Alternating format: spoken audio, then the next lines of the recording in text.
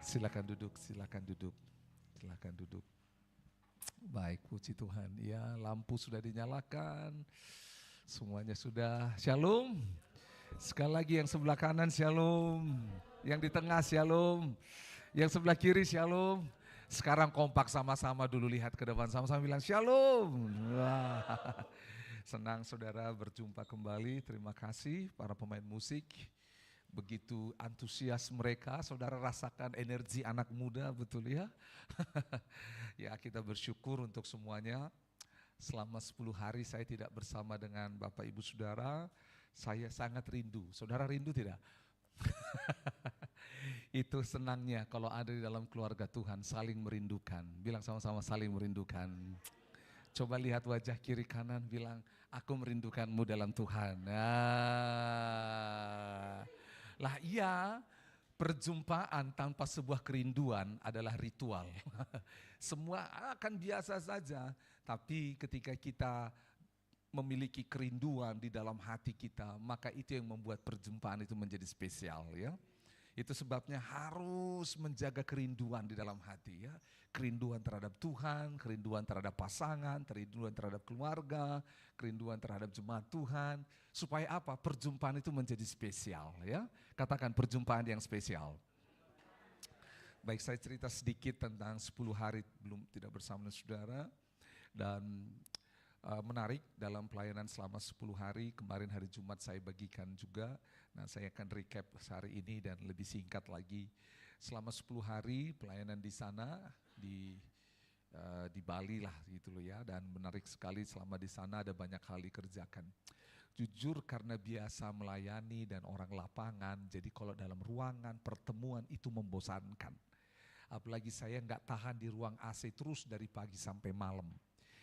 Dan akhirnya ya udah ambil keputusan untuk boleh keluar, boleh berdoa dan semuanya, dan boleh bertemu dengan orang-orang di sana. Dan akhirnya Tuhan gimana caranya supaya hati ini boleh terus menyala, melayani Tuhan, baca Alkitab, berdoa, ngomong hal firman Tuhan, dan juga menginjili orang-orang di sana. Jadi saya ya diberi anugerah Tuhan menginjili orang-orang di sana, ya orang supir dan yang ditemui dari Madura, Sumba, ada yang dari mana lagi? Jawa, ada orang Bali. Ya kami ngobrol dan seharusnya firman Tuhan disampaikan. Dari beberapa orang yang diinjili hanya satu orang yang sempat akhirnya didoakan dan akhirnya dia tahu, oh jadi Bapak pendeta? Iya, saya bilang. Terus ini Bapak mau ke gereja? Iya kan Bapak lihat di situ tujuannya ya. Terus saya bilang, Pak, kan tadi kita backgroundnya sama, Bapak background akuntan, saya juga background akuntan, dan kita pernah sama-sama tahu tentang hidup yang tidak baik. Saya tanya sama dia akhirnya waktu mau sampai, waktu masuk kompleks itu, sebelum sampai di tujuan, saya bilang, Bapak mau tidak kalau saya berdoa supaya Bapak menemukan hidayah, menemukan pintu terang yang selama ini Bapak cari? Oh baik Pak, gitu loh. Akhirnya kami berhenti, 3 orang penumpang di belakang saya bilang, jangan turun dulu, kita doain Bapak ini. Kaget, udah kita doain Bapaknya. Bapak ini adalah seorang yang pernah sukses dalam hidupnya, lalu dalam perjalanan mengalami yang namanya kejatuhan. Dan COVID bikin usahanya hancur. Dia gak mau pulang kampung. Nah menarik, ternyata waktu SD dia pernah di sekolah Kristen, sekolah Katolik lah. Tetapi itu tidak membuat iman dia untuk mengenal siapa Yesus itu. Lalu dalam perjalanan sepanjang, saya lupa berapa menit perjalanan itu, disitulah kesempatan untuk berceritakan Yesus kepada dia. Satu yang dia bilang seperti ini, kenapa Pak? Orang sudah dalam Yesus pun bisa jatuh. Dan saya bilang, semua orang dalam agama apapun bisa jatuh. Pertanyaannya adalah, kalau kita jatuh, kepada siapa kita datang? Siapa yang menolong kita untuk tidak jatuh? Siapa yang akan membimbing kita? Itu sebabnya pernah dengar kan? Kenapa Yesus harus mati dan memberikan rohnya tinggal dalam kita? Dialah yang menuntun. Orang bisa beragama Kristen sekalipun dan percaya pada Yesus, tapi kalau dia tidak mempersembahkan hidupnya dituntun oleh roh Allah, dia akan keliru dalam hidup ini. Oh pantas Pak, apanya pantas? Banyak rekan bisnis saya orang Kristen juga kacau juga hidupnya Pak. Lah iya, betul, agama gak menjamin. Itu sebabnya berelasi dengan Kristus adalah jawaban segalanya. Jadi saya bilang, Bapak mau enggak? Dia bilang, saya mau Pak. Ya berdoalah di situ. Senang sekali dia. Dia akhirnya ketemu, ngobrol, dia buka maskernya, dia salaman. Saya enggak menyangka penumpang saya hari ini katanya. Ya saya juga enggak menyangka supir saya hari ini. Saya bilang, saudara tahu bahwa apa? Setiap kesempatan dipakai untuk memuliakan Tuhan, amin. Nah dari 4 orang yang saya injili, dialah yang bisa sampai sejauh itu. Dan hari Minggu kemarin saya ibadah online, jadi saudara di sini, jadi saya saksikan saudara, wah khotbah ya Pak Chandra khotbah dan semuanya. Saya ikut, saya diundang ada sebuah gereja untuk ibadah di sana, ulang tahun mereka, ya udahlah saya mau ibadah online saja. Lalu ada gereja kita di sana GKKD dan ada 4 gereja kita di sana. Jadi bulan Januari kemarin saya berdoa, dari Desember, Tuhan saya mau khotbah di mana nih? Karena biasa naluri pendeta pergi ke suatu tempat khotbah. Tapi kali itu bilang apa? Jangan khotbah di mana-mana. Kamu ikut ibadah saja. Dan akhirnya saya, oke deh Tuhan, saya kasih tahu sama gereja kita di Bali, saya datang tapi saya nggak akan khotbah. Saya mau ibadah saja gitu loh. Ya udah, pagi-pagi sudah ibadah dengan saudara online sudah. Lalu siang ada sepasang suami istri. Istri dari latar belakang non-Kristen, ya Muslim, suami dari latar belakang Buddha, dan mereka ini baru mengenal Kristus dan tahu kami ada di sana dan minta dikonseling. Kami konseling, ngobrol sampai akhirnya makan siang dan semua. Mereka ikut terus, sudah kami capek sekali, sudah capek. Tiba-tiba kami pindah ke hotel yang tempat kami akan acara, mereka ikut juga. Wah, udah di situ. Dan akhirnya bilang, Bapak kayaknya sudah capek ya, bener. Jadi Bapak istirahat saja, kami istirahat dan mereka nikmati hotel itu. Saudara, ibadah kita jam 5 dan saya bilang, Tuhan gak usahlah ibadah ya. Tadi pagi sudah ibadah online, sudah konseling orang, capek loh pelayanan Tuhan, belum lagi besok. Ternyata saudara kenapa saya gak khotbah, hari Jumat kemarin itu suara saya hilang.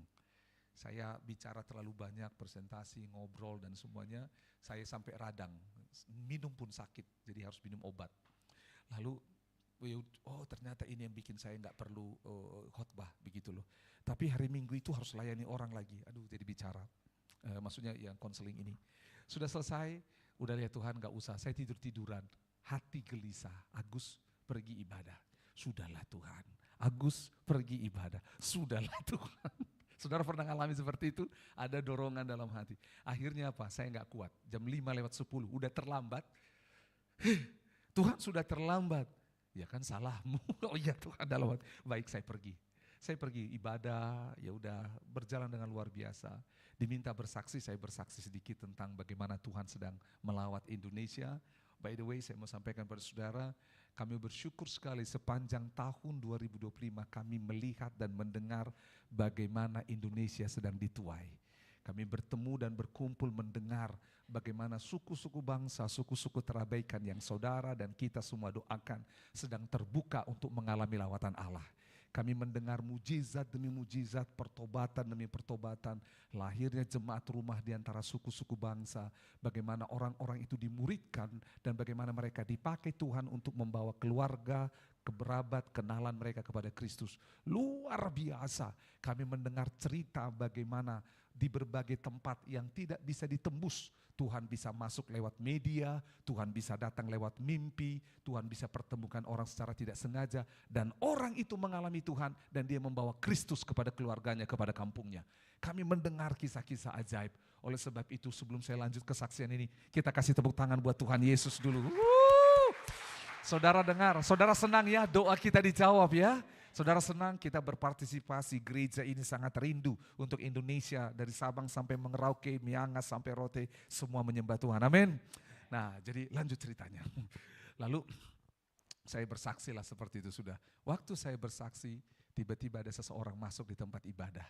Dan dia bukan orang Indonesia, dia orang asing. Sudah selesai. Dan orang asing ini diperkenalkan, kami ibadah. Udah ibadah panjang, selesai, udah.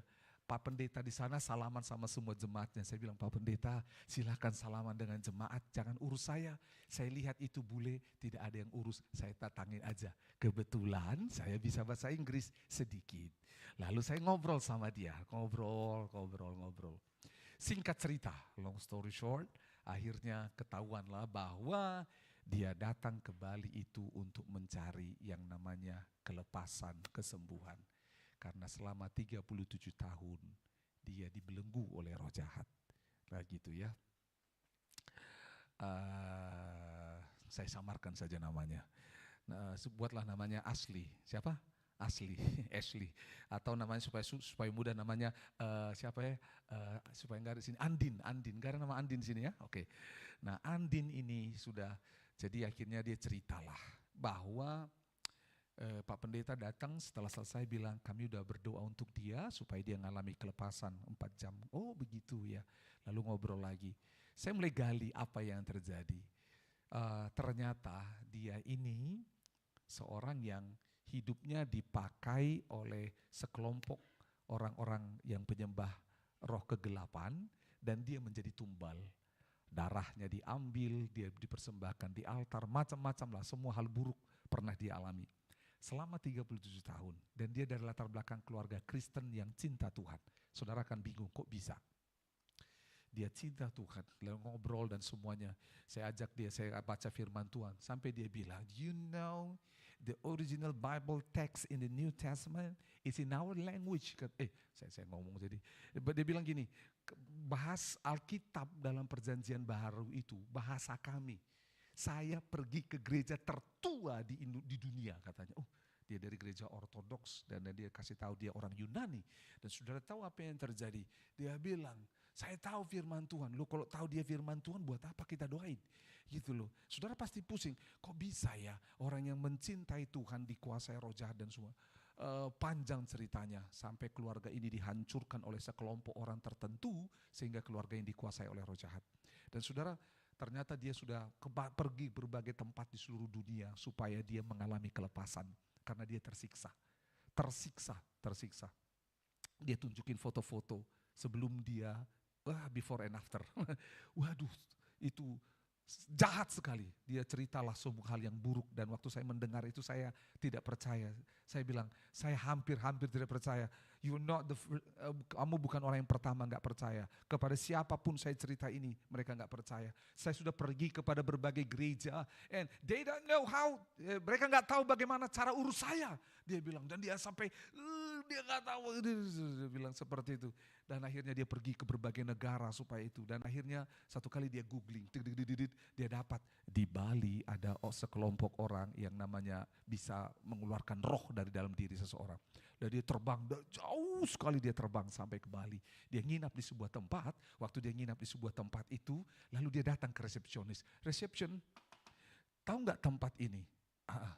Katanya tempat ini bisa membantu orang untuk mengeluarkan roh jahat dari dalam dirinya. Ya itu kata orang. Kenapa? Saya mau ke sana. Saya mau supaya ada sesuatu yang tidak baik dalam diri saya dikeluarkan. Tiba-tiba resepsinya bilang begini, oh wait. Ada satu tempat, there's one place that you can go.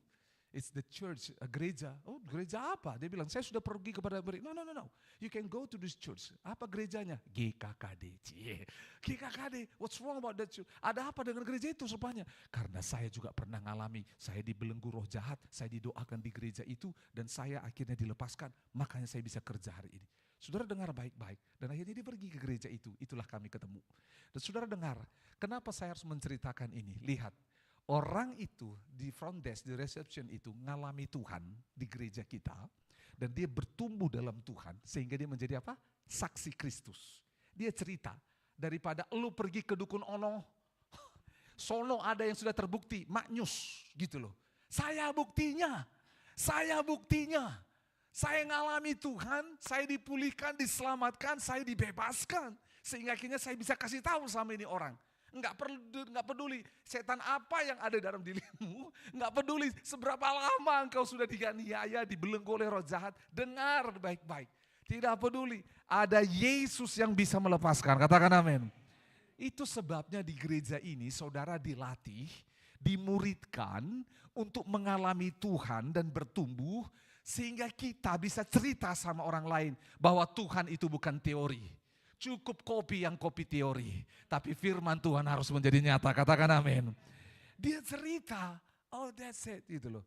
Dan itulah momen pertama kali saya doain orang kelepasan dalam bahasa Inggris. Agak-agak susah memang. Lalu dengan Ibu Pendeta berdoa, Bang Agus kalau kita berdoa dalam bahasa Indonesia kira-kira roh jahatnya keluar nggak? Keluar, kita doain aja pakai bahasa Indonesia, doain. Cuman dia kadang-kadang nggak ngerti kita doain apa ini, ya udahlah kadang bahasa Indonesia kadang bahasa Inggris. Tapi saya mau kasih tahu saudara, dengar baik-baik. Perjumpaan dengan Tuhan, katakan sama-sama, perjumpaan dengan Tuhan adalah kunci di mana kita mengalami siapa Allah itu.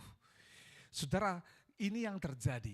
Kita bisa mengeksplor yang namanya semua perjalanan rohani kita, tapi ketika kita nggak ngalami perjumpaan dengan Tuhan, maka kita akan bilang Tuhan itu teori. Saudara lihat apa yang terjadi. Di dalam Yohanes pasal 1, yuk lihat sama-sama, Yohanes pasal 1. Ada seorang murid daripada Yesus yang bernama Filipus. Siapa namanya? Filipus, mari lihat sama-sama apa yang terjadi. Oke, di dalam Yohanes pasal 1, kita baca Filipus ini, ayat 43 sampai 47. Lihat apa yang terjadi. Kita baca, Yohanes 1 ayat 43 sampai 47, 1, 2, 3. Pada keesokan harinya, Yesus memutuskan untuk berangkat ke Galilea. Ia bertemu dengan siapa? Filipus, dan berkata kepadanya, ikutlah aku. Filipus itu berasal dari Betsaida, kota Andreas dan Petrus. Filipus bertemu dengan Nathanael dan berkata kepadanya, kami telah menemukan dia yang disebut oleh Musa dalam kitab Taurat dan oleh para nabi, yaitu Yesus, anak Yusuf dari Nazaret. Maka kata Nathanael kepadanya, mungkinkah sesuatu yang baik datang dari Nazaret? Kata Filipus kepadanya, mari dan lihatlah. Yesus melihat Nathanael datang kepadanya, lalu berkata tentang dia, lihat, inilah seorang Israel sejati, tidak ada kepalsuan di dalamnya. Lihat bagaimana peran yang namanya Filipus ini membawa yang namanya Nathanael dan Andreas, mereka sama-sama bersama dengan Petrus, mereka rombongan pertama murid daripada Yesus yang berjumpa dengan Yesus. Bahkan Yesus berkata tentang Nathanael ini bahwa ada kesejatian atau ketulusan, kemurnian di dalam hati Nathanael dan dikatakan tidak ada kepalsuan dalam dirinya. Ini menarik sekali. Tapi lihat apa yang terjadi. Ayat Yohanes 14, coba kita buka sama-sama. Yohanes 14. Ini menarik. Lihat sebuah perjalanan hidup si Filipus ini menarik sekali. Lihat apa yang terjadi. Yohanes 14 mulai dari ayat 6. Dia seorang yang mengalami Kristus dan dia berkata bahwa dia ini Israel sejati, nggak ada kepalsuan dalamnya. Mulai dari ayat 6. Ya, kita akan baca sampai 12. Yuk kita baca dulu. Kata Yesus kepadanya, akulah jalan dan kebenaran dan hidup. Tidak ada seorang pun yang datang kepada Bapa kalau tidak melalui aku, kata Yesus. Sekiranya terus kamu mengenal siapa? Aku, pasti kamu juga mengenal Bapa-Ku. Sekarang ini kamu mengenal dia dan kamu telah melihat dia, kata Filipus kepadanya. Tuhan, tunjukkanlah Bapa itu kepada kami. Itu sudah cukup bagi kami. Kata Yesus kepadanya, telah sekian lama aku bersama-sama kamu, Filipus, namun engkau tidak mengenal aku. Barang siapa telah melihat aku, ia telah melihat Bapa. Bagaimana engkau berkata, tunjukkanlah Bapa itu kepada kami. Tidak percayakah engkau bahwa aku di dalam Bapa dan Bapa di dalam aku? Apa yang aku katakan kepadamu, tidak aku katakan dari diriku sendiri. Tetapi Bapa yang diam di dalam aku, dialah yang melakukan pekerjaannya. Percayalah kepadaku bahwa aku di dalam Bapa dan Bapa di dalam aku. Atau setidak-tidaknya percayalah karena pekerjaan-pekerjaan itu sendiri. Aku berkata kepadamu, sesungguhnya barang siapa percaya kepadaku, ia akan melakukan juga pekerjaan-pekerjaan yang aku lakukan. Bahkan pekerjaan-pekerjaan yang lebih besar daripada itu, sebab aku pergi kepada Bapa. Lihat, saudara, ini proses yang dialami oleh Filipus. Dia mengalami panggilan Tuhan dalam dirinya, tetapi dalam sebuah momen hanya kepada Filipus Yesus berkata seperti ini. Yaitu apa? Telah sekian lama aku bersama denganmu, tetapi engkau tidak melihat Bapa. Karena Filipus bilang, kasih tunjuk Bapa itu kepadaku. Ini peristiwa Tritunggal, bagaimana Yesus menceritakan bahwa Dia adalah Allah yang bisa dilihat oleh manusia. Lalu kerinduan daripada Filipus adalah untuk melihat yang namanya Bapa itu, melihat Allah itu. Makanya sebelumnya dikatakan, kau pergi kemana? Nanti kami gak bisa ikut. Lalu semua para murid ini punya sebuah kerinduan untuk melihat Bapa. Padahal Yesus berkata, kalau engkau lihat aku, engkau sedang melihat siapa? Allah Bapa. Saudara dengar baik-baik. Sama-sama katakan, melihat Bapa. Sekali lagi, melihat Bapa. Saudara dengar baik-baik.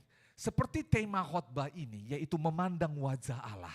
Ini sebenarnya apa? Apakah kita bisa memandang wajah Allah? Dengar baik-baik.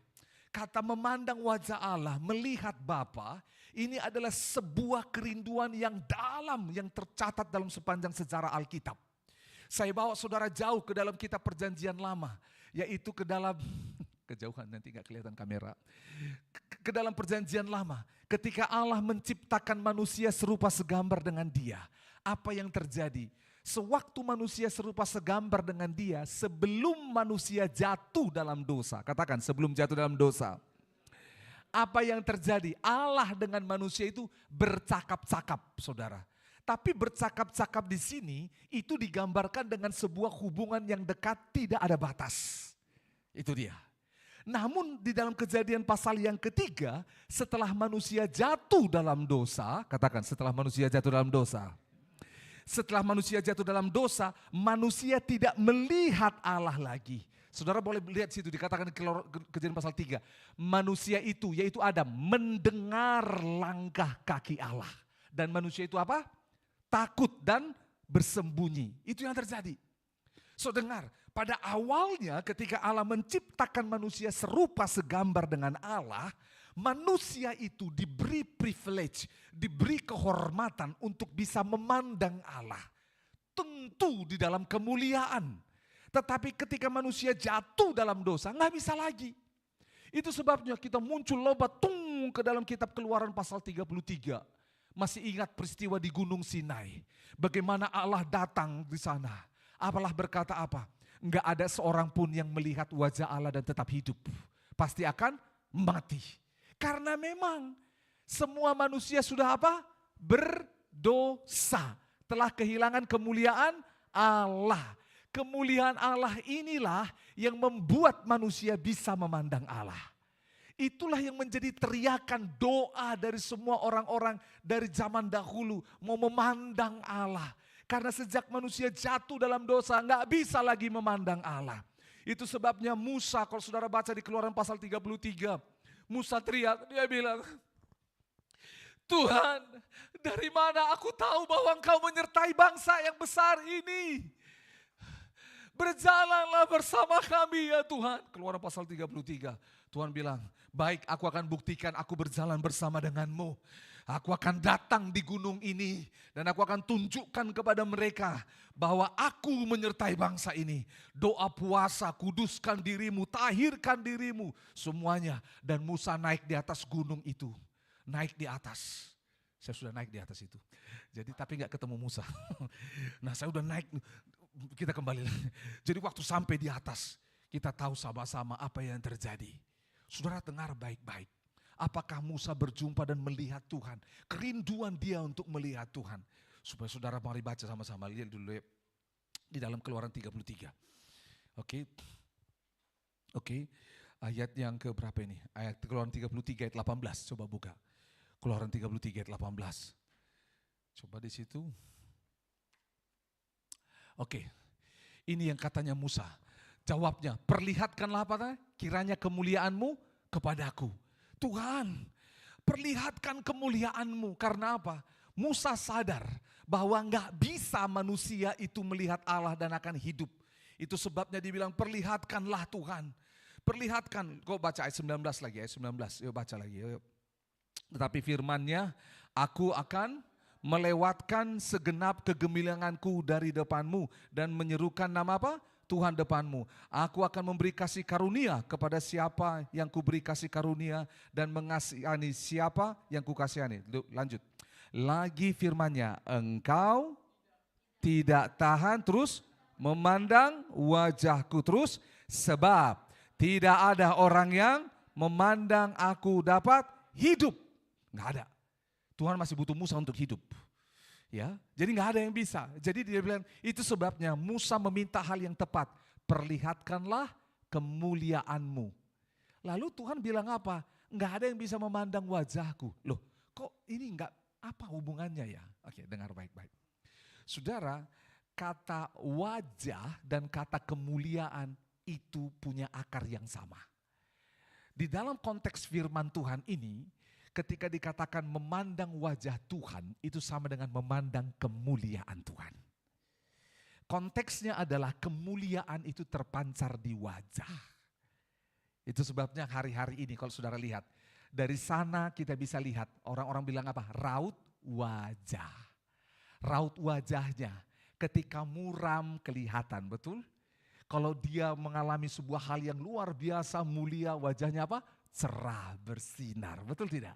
Ya, tapi ketika dia mengalami kehancuran, raut wajahnya menjadi mana? Suram, betul?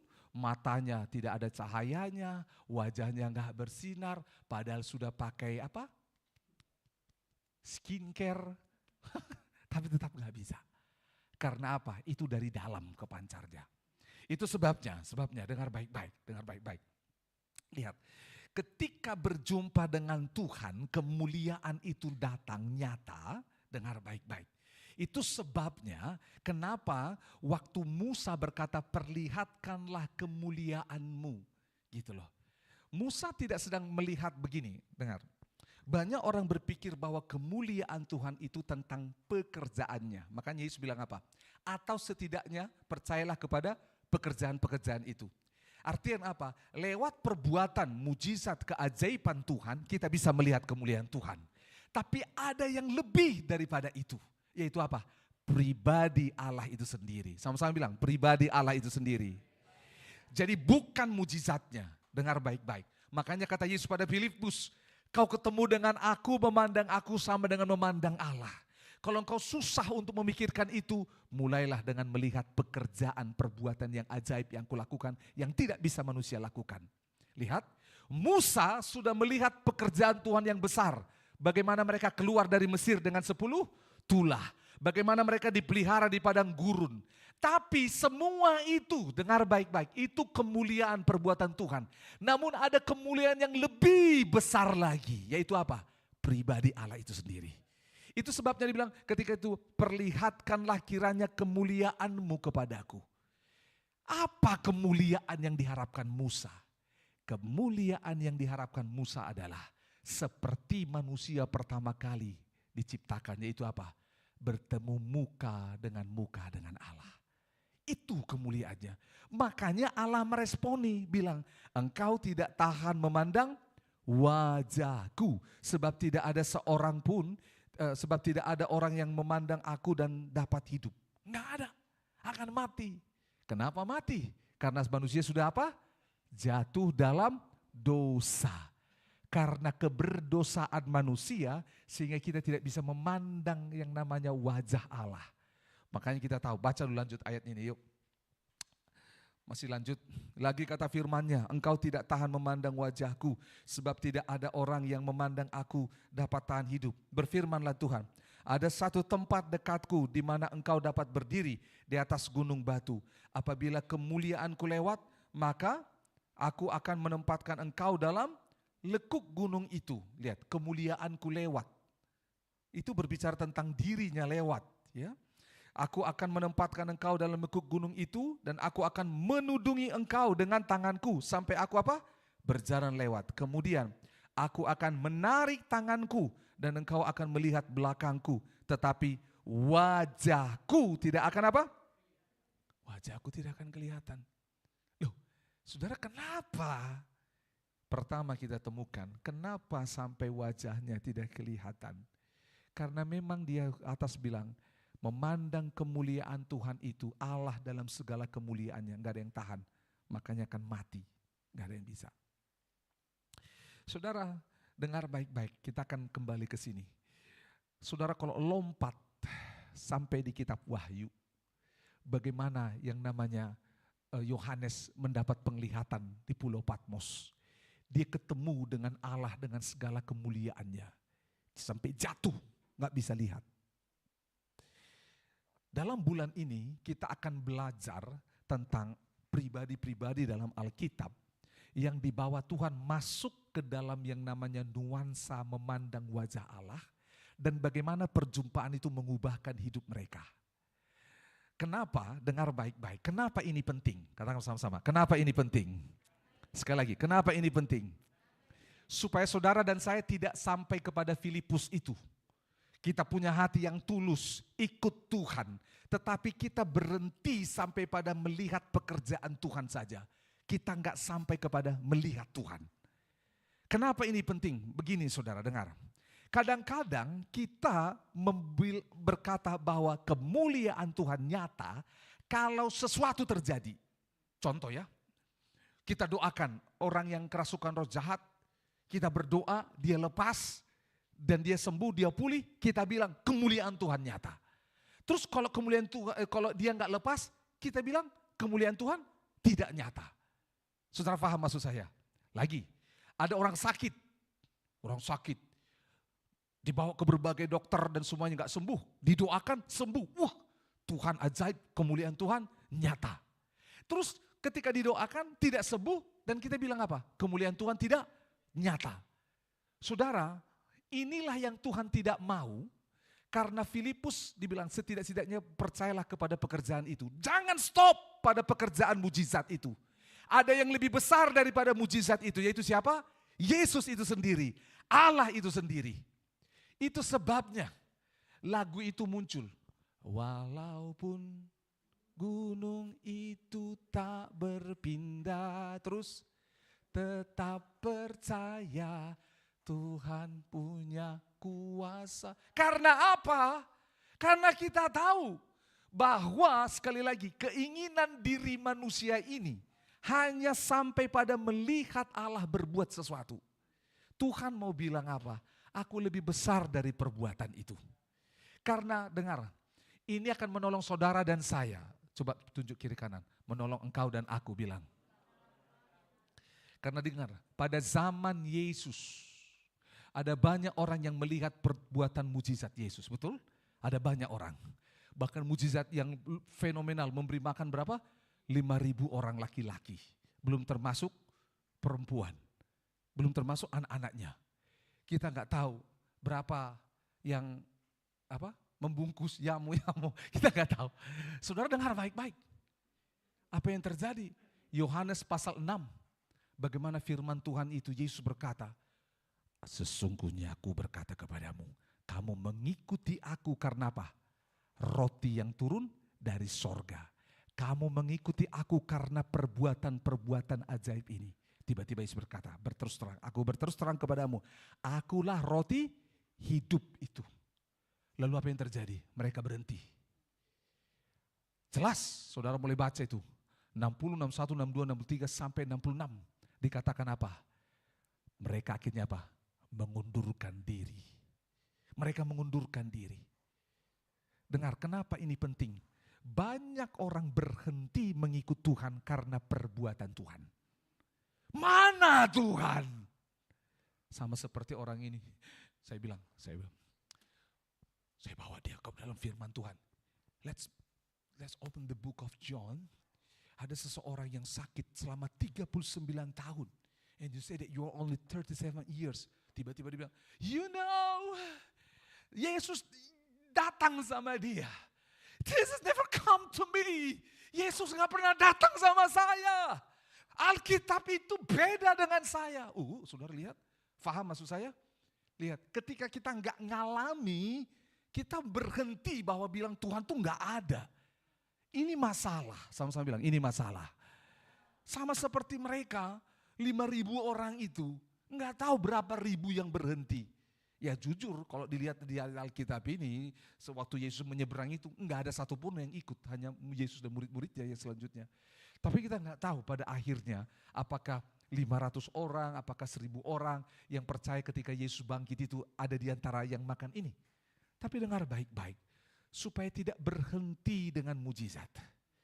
Makanya kembali ke sini, Dia bilang apa? Pertama dia bilang apa? Kemudian aku akan menarik tanganku dan engkau akan melihat belakangku tetapi wajahku tidak kelihatan. Yang kedua, kenapa ini penting? Kenapa tidak Tuhan tunjukkan wajahnya? Itu kita tahu sama-sama.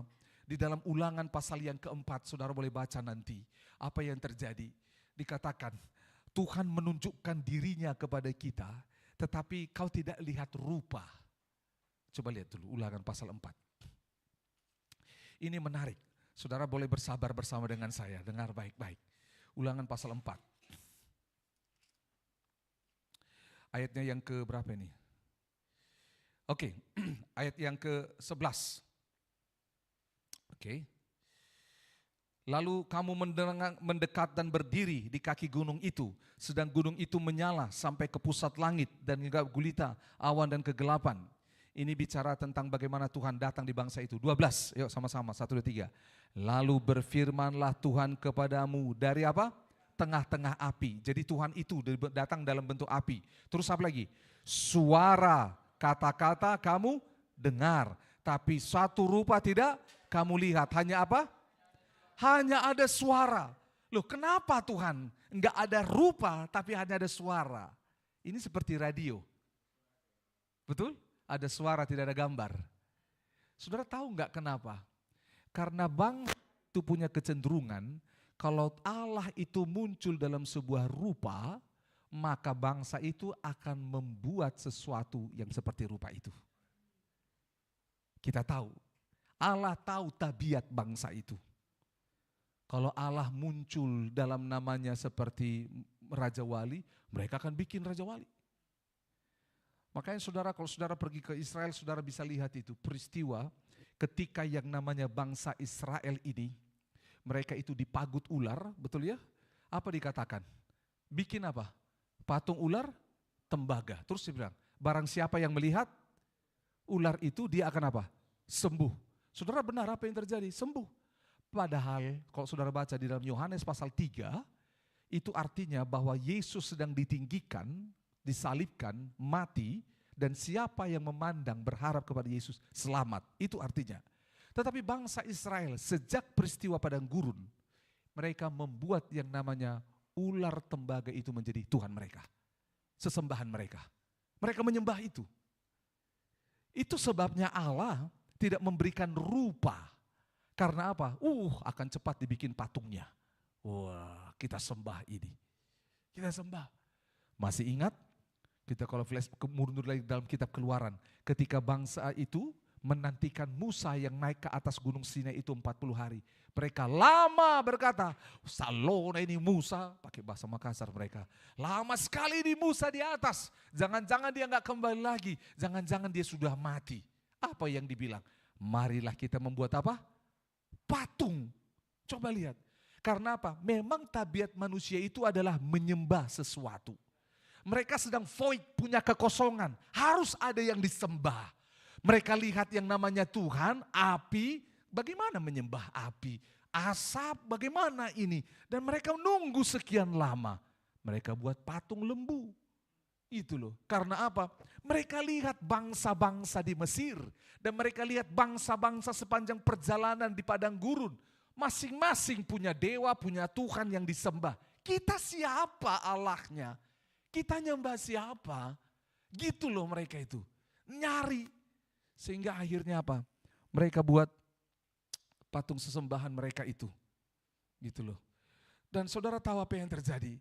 Itu sebabnya di dalam kitab Ulangan pasal 4 tadi dikatakan, berfirmanlah Tuhan kepadamu dari api. Kamu hanya dengar suara, tidak melihat rupa. Karena apa? Karena rupa ini akan dijadikan berhala. Oke, saudara, saya ajak dulu saudara sama-sama. Oke, semua tarik nafas dulu. Ini sulit. Saudara, kenapa ini penting? Waktu tahun 2025 gereja ini kami berdoa bersama-sama, Tuhan apa yang kau mau untuk tahun 2026. Tuhan membawa tentang firman ini, tentang wajah Allah. Katakan sama-sama, wajah Allah. Dunia ini membutuhkan yang namanya wajah Allah. Dunia ini membutuhkan wajah Allah.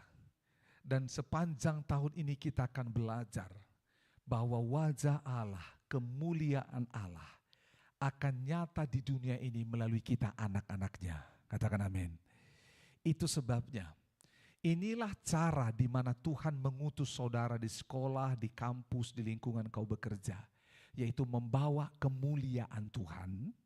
Dan engkau hadir di sana untuk menunjukkan siapa Allah itu. Dengar, sama seperti Filipus yang terus sedang mencari Allah. Dan akhirnya Yesus berkata, kalau engkau lihat aku, bahwa engkau sudah melihat Allah. Kitalah orang-orang yang nanti akan menjadi wakil Yesus dan berkata, kalau kau mau melihat Allah, lihatlah siapa? Yesus. Aku akan menunjukkan Yesus kepadamu. Ya, aku akan menunjukkan. Contoh, saudara kami punya 2 orang anak.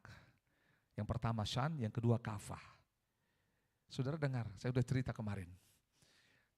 Keluarga saya pulang kampung bulan berapa? Bulan Desember kemarin. Mereka temukan foto saya waktu saya mahasiswa. Pakai topi. Dan foto saya itu persis seperti Shan. Seperti anak kami Shan.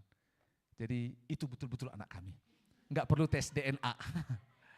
Karena wajah bapaknya ada di dia. Gitu loh, wajah bapaknya. Itu secara fisik. Sama-sama bilang, secara fisik. 2 minggu lalu saya sudah ajar firman Tuhan. Bagaimana ketika dikatakan kita belajar tentang namanya morfe, yaitu bentuk. Tapi kita juga belajar tentang yang namanya roh Allah dalam diri kita. Bentukan roh Allah dalam diri kita. Allah itu ketika dikatakan manusia diciptakan serupa segambar dengan Allah. Bukan wajah fisik kayak gini. Berarti Allah punya begitu banyak wajah. No. Gitu loh. Karena kita belajar sama-sama. Di dalam Yohanes pasal 4 ayat 24. Allah itu adalah apa? Roh. Jadi gak punya wajah dia. Terus gimana? Terus wajah Allah ini kalau nempel di kita gimana? Terus Matius pasal 5 yang kita bahas tahun lalu. Berbahagialah orang yang suci hatinya. Karena mereka akan melihat Allah. Terus Allah yang dilihat itu siapa? Agama seberang bilang apa? Oh, kau bermimpi ketemu Allah. Iya. Wajah Yesus seperti apa yang kamu lihat? Wajah seperti Yesus James Safiesel, wajah seperti Yesus siapa? Aktor-aktor yang di film itu. Mereka mengkultuskan yang namanya wajah Allah dalam Yesus itu sesuai dengan fisik yang pernah dimunculkan. Saudara dengar baik-baik. Inilah yang saya katakan tadi, supaya kita nggak berhenti di situ, tapi mencari pribadinya. Supaya pada akhirnya, katakan pada akhirnya, orang-orang akan merasakan siapa Allah melalui kehadiran kita. Itu poinnya, Mengapa? Saudara, kalau lihat setelah Musa berjumpa dengan Allah, dia turun, katakan sama-sama dia turun. Waktu dia turun apa yang terjadi? Semua orang melihat wajah siapa? Musa. Apa yang terjadi? Wajahnya apa? Bercahaya, katakan bercahaya. Sekali lagi bercahaya. Dia bercahaya karena berjumpa dengan Allah. Dia nggak lihat kok wajahnya Allah. Kalau kita ambil ini yang namanya secara literal, maka yang ketemu dengan Musa itu kemuliaan yang Musa lihat itu bukan wajah Allah, tapi apa? Punggungnya. Sama-sama bilang punggungnya. Oke, saya ambil garis lurus, dengar baik-baik. Lihat punggungnya aja, wajahnya sudah bercahaya. Kurang lebih seperti itu. Tapi dengar, ini bukan masalah punggung, tangan, bukan. Karena apa? Allah itu di dalam segala kemuliaannya. Allah ini memang misteri. Sehingga akhirnya orang mencari yang bagaimana itu Allah. Manusia yang berdosa yang terpisah mencari Allah. Bagaimana? Karena manusia ini tidak bisa bertemu mencari Allah karena berdosa. Makanya Allah memilih mengambil rupa seorang manusia, seorang hamba. Dan dia adalah firman yang menjadi manusia. Yaitu siapa? Yesus. Makanya kalau saudara lompat di dalam Yohanes pasal 1. Kita katakan di sana, coba lihat Yohanes pasal 1. Yohanes pasal 1, ini menarik. Lihat sama-sama ayat 18. Yohanes pasal 1 ayat 18. Kita baca. 1, 2, dan 3. Tidak seorang pun yang pernah melihat Allah. Tetapi anak tunggal Allah yang ada di pangkuan Bapa, dialah yang menyatakannya. Nah, jadi manusia itu ingin sekali melihat Allah. Tapi nggak bisa karena kerinduan itu. Nggak bisa. Waktu zaman kitab ini ditulis, orang-orang Yahudi itu bilang, bagaimana bisa? Karena apa? Raja mereka yang sangat terkenal itu raja siapa? Daud. Raja Daud ini bilang seperti ini, Tuhan, ku cari wajahmu, ku pandang wajahmu, aku rindu memandang wajahmu. Sehingga mereka berkata, bagaimana wajah Tuhan itu? Mereka terus mencari. Saudara dengar, sampai matinya Daud tidak pernah melihat wajah Tuhan. Tapi kenapa dia serukan terus? Aku ingin melihat wajahmu. Aku ingin memandang wajahmu. Saudara dengar baik-baik. Itu sebabnya Allah memilih, sama-sama katakan memilih. Dia memilih untuk firman itu menjadi manusia sehingga Allah itu bisa dilihat di dalam rupa Yesus. Itu sebabnya kita belajar kemarin 2 minggu lalu dalam kitab Kolose pasal 1. Kristus yang adalah apa? Gambaran Allah. Jadi ketika saudara berkata bahwa mau melihat Allah, itu kita bisa lihat di dalam siapa? Yesus. Tetapi yang Yesus maksudkan di sini bukan hanya bicara soal wajah secara fisik, tidak. Tetapi tentang pribadi Allah dalam semua kemuliaannya, itu apa? Perkataan, perbuatan, ajaran, gaya hidup, semua tentang dirinya. Itulah yang mau ditunjukkan kepada bangsa itu. Bukan hanya ketemu Yesus karena aku sakit, aku butuh Yesus. Itu berarti mereka hanya melihat Allah itu hanya sebagai penyembuh saja. Tetapi yang Yesus mau adalah engkau melihat semua kemuliaan Allah, bukan parsial, gitu loh. Itu sebabnya Yesus inilah yang ditunjukkan. Saudara, kita kembali. Kalau pada zaman itu Musa berjumpa dengan Allah, dia turun dan dia menyatakan kemuliaan Tuhan kepada bangsa itu. Saudara, ini bukan hanya soal wajahnya Musa. Karena 2 Korintus pasal 3, yuk sama-sama lihat. Ini bukan hanya soal wajah. Lihat sama-sama, 2 Korintus 3 ayat 18. Oke ya, kita baca sama-sama. 2 Korintus pasal 3, mulai dari atas dulu supaya saudara tahu bahwa ada hubungannya dengan Musa. Kita baca sama-sama ya. Mulai dari ayat 10. Ayat 10, 2 Korintus 3 ayat 10. Lihat ya. Sebenarnya apa yang dahulu dianggap apa? Mulia. Jika dibandingkan dengan kemuliaan yang mengatasi segala sesuatu ini sama sekali tidak mempunyai arti. 11. Sebab jika yang pudar itu disertai dengan kemuliaan, betapa lebihnya lagi yang tidak pudar itu disertai kemuliaan. Apa ini yang pudar dan tidak pudar? Nanti akan baca, lihat. 12. Karena kami mempunyai pengharapan yang demikian, maka kami bertindak dengan penuh keberanian, tidak seperti Musa yang menyelubungi mukanya supaya mata orang Israel jangan melihat hilangnya cahaya yang sementara itu. Lanjut lagi. Tetapi pikiran mereka telah menjadi apa? Tumpul. Sebab sampai pada hari ini selubung itu masih tetap menyelubungi mereka. Jika mereka membaca perjanjian lama itu tanpa disingkapkan. Karena hanya siapa? Kristus saja yang dapat menyingkapkannya. Oke, tunggu dulu sebentar. Aduh, Pak Pendeta, ini berat. Betul ini berat. Tetapi engkau harus tahu ini. Karena ini akan tanda kutip membawa kita kepada kemuliaan yang lebih besar.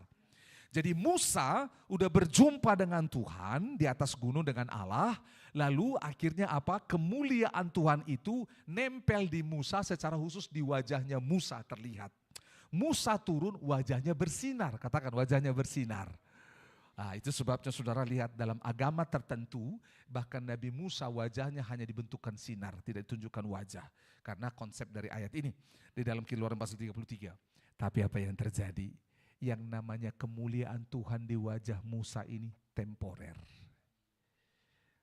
Sewaktu kemuliaan Tuhan itu nyata dalam dirinya, dia sangat bangga.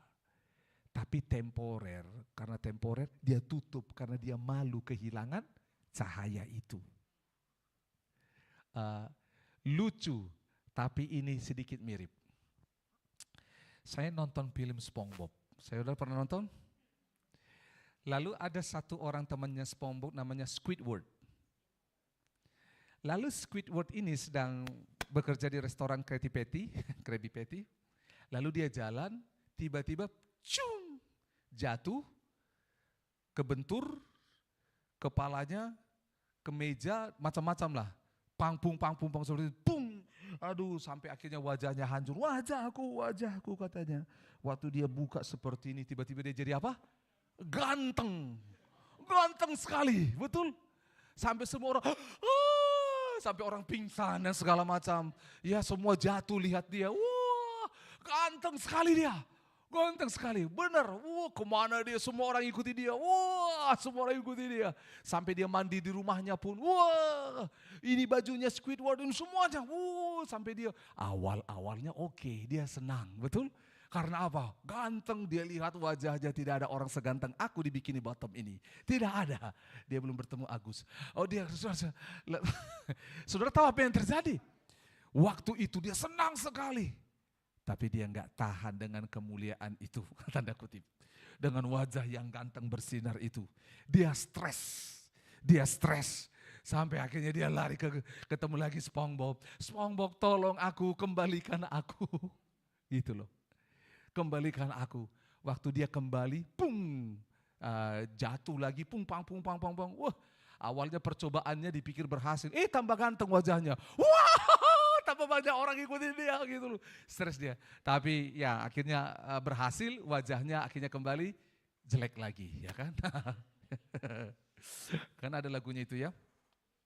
Ada orang jelek duduk minta-minta tiap-tiap hari di pinggir jalan.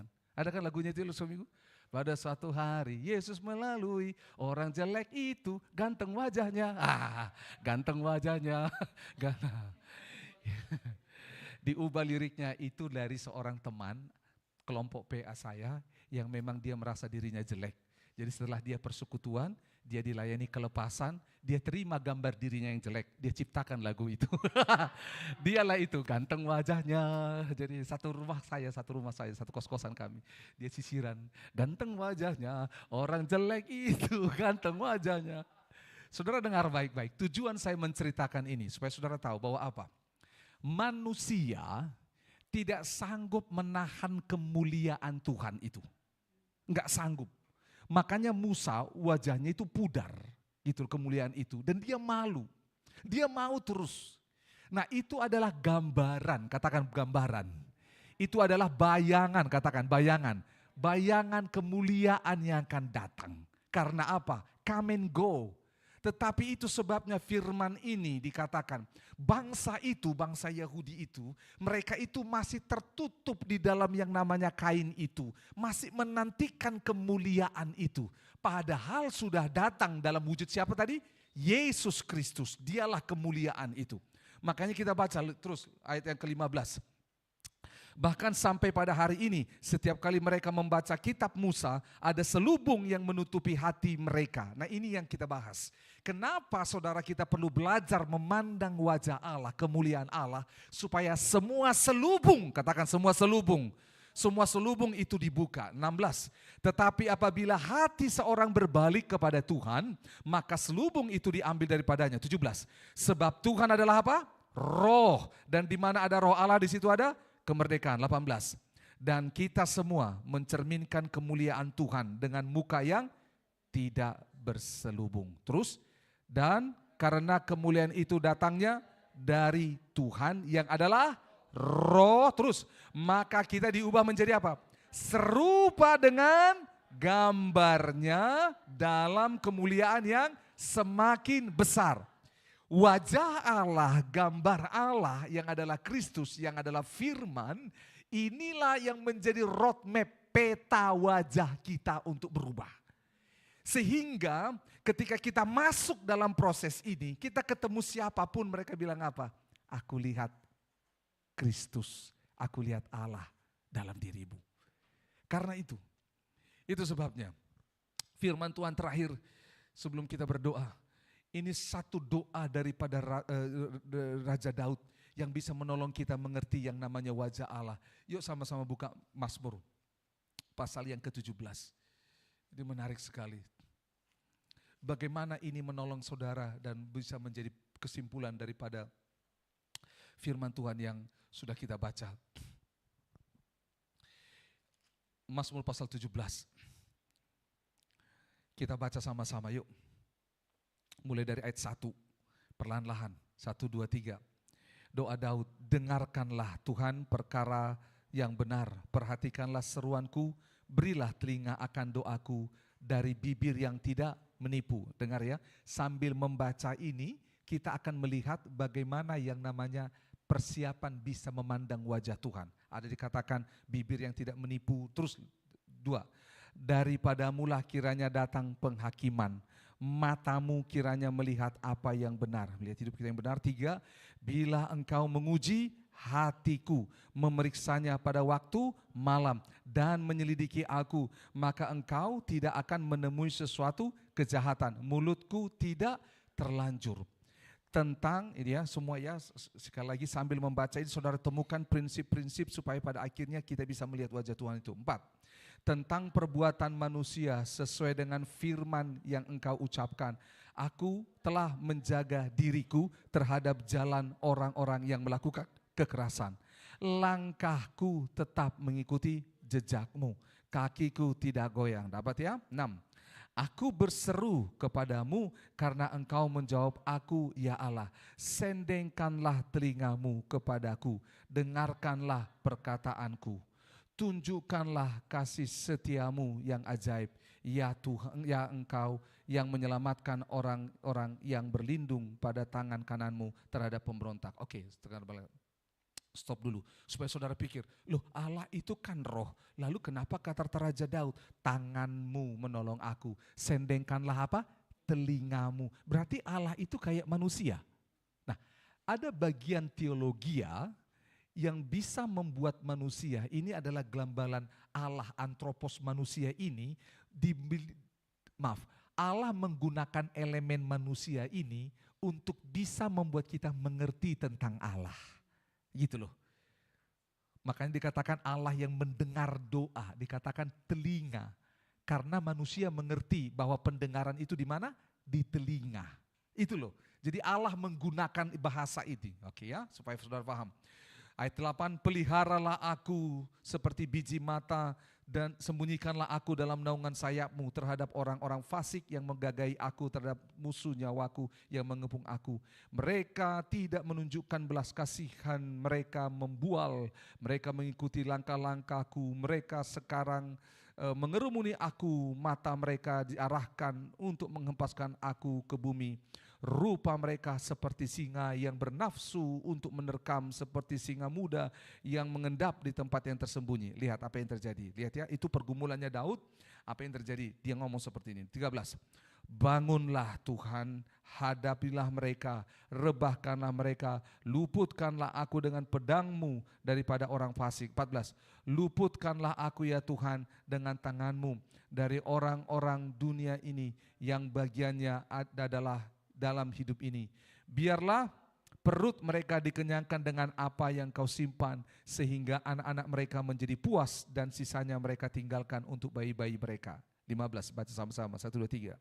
Tetapi aku dalam apa? Kebenaran. Akan apa? Kupandang wajahmu. Terus, dan pada waktu bangun aku menjadi puas dengan rupamu. Kita baca sekali lagi. 1, 2, 3. Tetapi aku dalam kebenaran akan kupandang wajahmu, dan pada waktu aku bangun aku akan menjadi puas dengan rupamu. Saudara, inilah yang dialami oleh Raja Daud. Dia berkata ayat 15 itu, memandang wajah Tuhan dalam apa? Dalam apa? Kebenaran. Lihat ayat 15. Tetapi aku dalam kebenaranmu akan kupandang wajahmu. Itu sebabnya Yohanes 17 saudara boleh temukan Allah itu adalah kebenaran. Itu sebabnya kita belajar tadi bahwa Yesus adalah kebenaran Allah, firman yang menjadi hidup, yang menjadi manusia. Di dalam dialah kebenaran Allah itu, dan dialah kebenaran, dialah wajah Allah itu. Dan ini menarik dikatakan, pada waktu bangun, saudara, apakah dia tidur? Memang ada dua tafsiran di sini.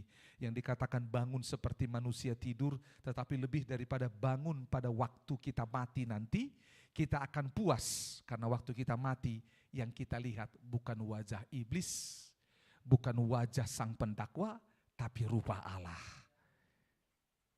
Jadi, saya tutup. Ini menjadi perjalanan, sama-sama bilang perjalanan. Seperti Filipus bertobat percaya kepada Tuhan dan dia ingin melihat Allah dalam kemuliaannya.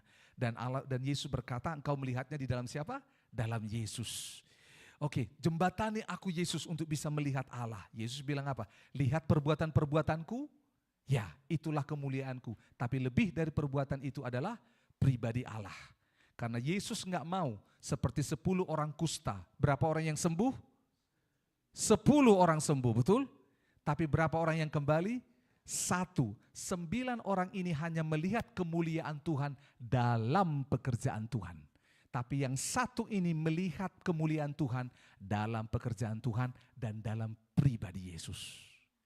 Nah, itu yang terjadi. Lalu terus, supaya kita tidak seperti bangsa Israel itu, yang mengalami namanya perbuatan Allah yang besar di Mesir, tetapi mereka menggantikan kemuliaan Allah itu dengan patung dan sesembahan yang lain. Karena apa? Wajah Allah yang mereka harapkan ingin seperti yang mereka mau. Manusia sejak jatuh dalam dosa punya kerinduan, keinginan membuat Tuhan seperti yang dia mau. Makanya ada Tuhannya orang itu dalam bentuk uang, ada Tuhannya orang itu dalam bentuk kesuksesan, ada dalam bentuk pelayanan, dalam bentuk macam-macam. Karena apa? Karena Allah tidak menunjukkan dirinya dalam rupa tertentu. Lalu akhirnya manusia ini berusaha menciptakan Tuhan versi dirinya sendiri. Yesus menjawab, Allah menjawab kekosongan ini dengan menghadirkan pribadi Yesus. Itu sebabnya, dengar baik-baik. Perjalanan bersama dengan kebenaran Allah di dalam Yesus yang kita pahami ini, itulah perjalanan menuju kepada kemuliaan. Supaya nanti setelah selesai dari bumi ini, katakan selesai dari bumi ini, semua kita akan mati, betul? Semua kita akan tutup mata. Buka mata nanti, bangun, yang kita lihat siapa? Wajah daripada Allah itu. Gitu loh, wajah daripada Allah itu. Sebelum kita ambil perjamuan kudus, dalam tahun ini kita akan belajar dalam kitab Yehezkiel bagaimana dia berjumpa dengan Allah dan dia melihat gambaran 4 rupa wajah Allah. Dan ini kita akan bahas sama-sama. Ini merupakan kualitas atau kemuliaan Allah dalam diri manusia. Ya, kita lihat dalam bulan ini kita akan berjumpa dengan yang namanya Abraham yang berjumpa dengan yang namanya kemuliaan Allah. Yang berjumpa dengan melihat wajah Allah. Kita ketemu Yakub, kita ketemu Daniel, Yehezkiel, Yesaya dalam bulan ini. Sehingga kita lihat, oh setiap perjumpaan yang melibatkan pencarian terhadap wajah Allah selalu membawa perubahan kepada orangnya. Ini kerinduan untuk bersekutu dengan Allah ini membuat sebuah perubahan, menghasilkan perubahan yang hakiki, yang gak bisa ditolerir, gak bisa dikasih oleh siapapun. Sama seperti kita akan berjumpa dengan Rasul Paulus, yang dia berjumpa dengan Allah, dia melihat kemuliaan wajah Allah, kebum jatuh, dia buta, sampai dia mau dihukum mati pun, dia tidak pernah bergeser dari yang namanya perjumpaan dengan kemuliaan Allah ini. Nah, kita akan bahas ini, sehingga akhirnya apa? Kualitas keimanan kita, katakan kualitas keimanan. Kualitas keimanan saya dan saudara itu berpusat kepada Kristus, kepada firman Allah. Bukan berpusat kepada feeling, perasaan kita. Aku rasakan Tuhan di sini, bulu kuduku merinding, gitu loh. Sehingga kita enggak berhenti, ingat baik-baik, enggak salah pekerjaan Tuhan, enggak salah. Justru kita mengharapkan itu terjadi. Tapi kita akan naik level ke atas itu. Oke? Jadi saudara tahun ini kita akan belajar tentang gambaran Yehezkiel. Gambaran wajah Allah itu seperti Raja Wali, apa itu, seperti lembu, apa itu, seperti anak domba, apa itu, seperti anak manusia, apa itu 4 wajah Allah ini. Karena ketika Yehezkiel menyembah Allah, dia ketemu ini wajah Allah. Kalau saudara lihat ini, saudara akan bilang, aku gak mau nyembah itu, kayak monster.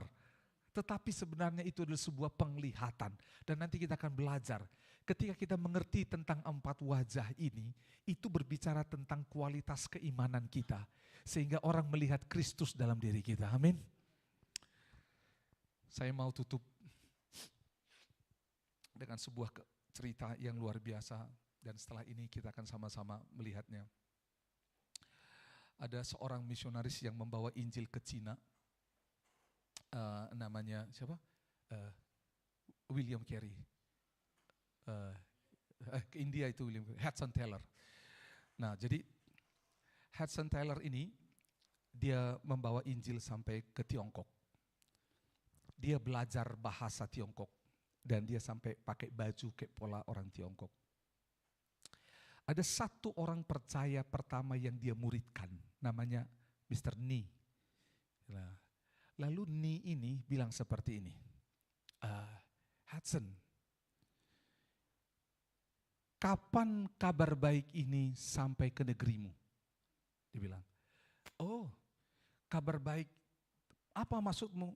Tentang Yesus yang adalah kemuliaan Allah yang dipersembahkan untuk menjadi penebusan semua manusia.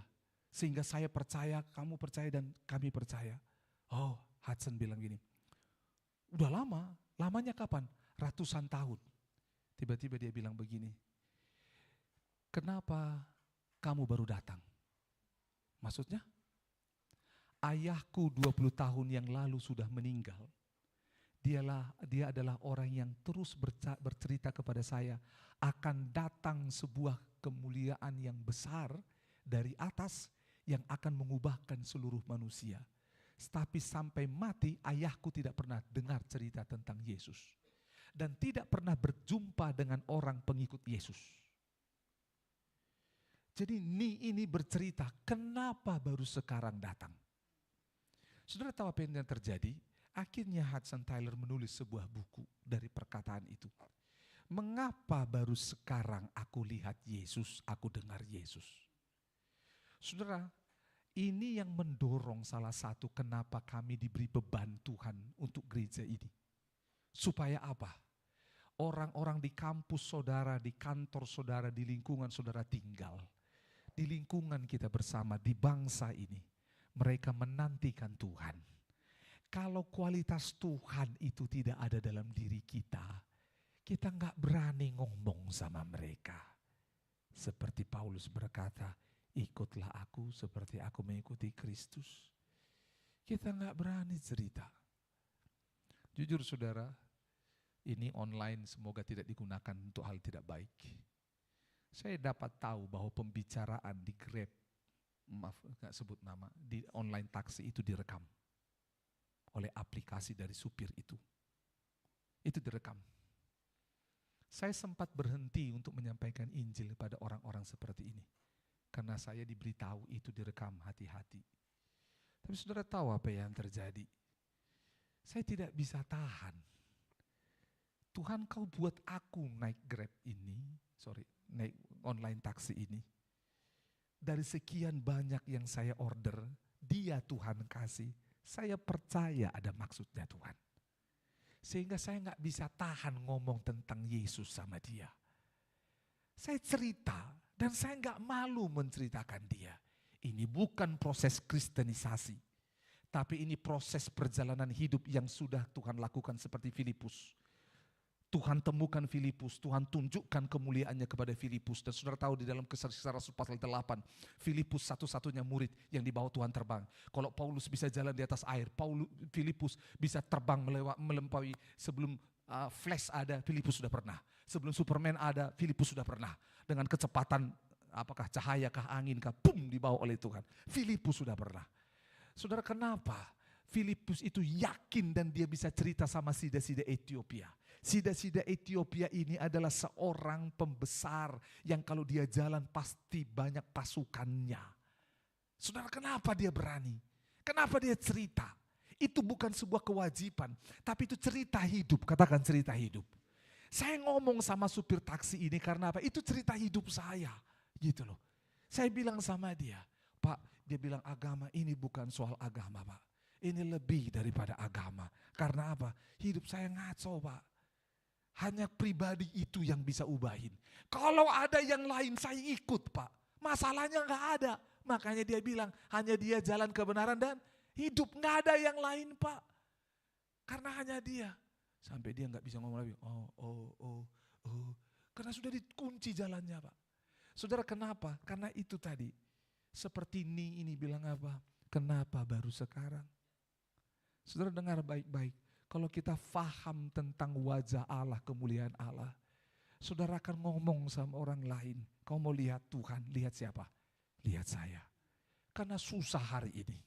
Susah hari ini untuk menemukan orang yang berani bilang. Saudara bilang, tapi saya masih jatuh dalam dosa. Iya. Kamu masih nakal. Iya, tapi saya akan berubah dan diubahkan. Karena 2 Korintus 3:18 kita menuju kemuliaan yang semakin besar. Saudara, saya dorong gereja ini enggak waktunya kita main gereja-gerejaan. Sebagai pengikut Tuhan, kita harus bisa merefleksikan Kristus kepada orang lain. Kita harus bisa lewat perkataan, perbuatan, sikap hidup kita. Dalam pekerjaan, bisnis, orang lain tahu bersentuhan denganmu sama seperti bersentuhan dengan Tuhan. Nanti kita akan bahas seperti yang namanya Esau melihat Yakub. Dia bilang, aku seperti melihat Tuhan, melihat Allah dalam dirimu. Karena apa? Wajah Allah ada dalam diri kita. Amin, kita berdoa. Terima kasih untuk firman-Mu. Kami bersyukur Tuhan tolonglah supaya firman